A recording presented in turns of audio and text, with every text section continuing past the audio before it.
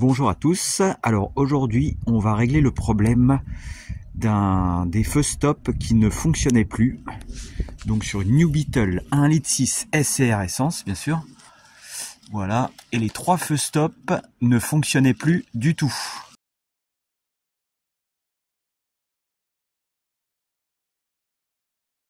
J'ai quand même vérifié le fusible qui se trouve ici dans la boîte à fusibles, c'est le numéro 13.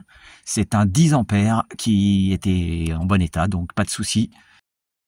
Le fameux contacteur pour les feux stop se trouve au niveau de la pédale de frein, évidemment. Donc il faut retirer cette grosse plaque. Voilà, c'est un cache. Cette grosse plaque qui est fixée avec 3 petites vis Torx, vis étoiles, qui sont accessibles. Donc là, on a la pédale de frein et le contacteur est juste au-dessus, le truc violet. Et maintenant, il suffit, on va dire, d'enlever la fiche derrière. Voilà, avec 2 petits ergots sur les côtés. Et le contacteur, il faut tourner un quart de tour à gauche. Voilà, et il sort tout seul. Aussi simple que ça.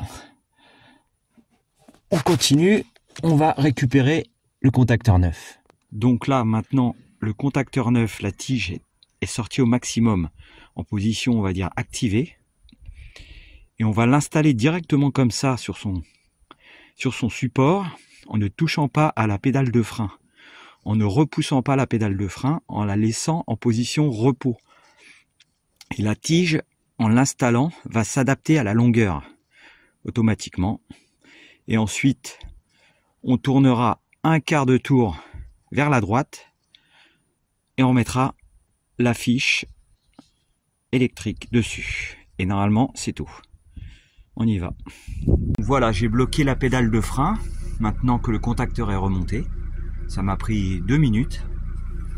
Et on va vérifier. Voilà, les feux stop fonctionnent bien. Nickel.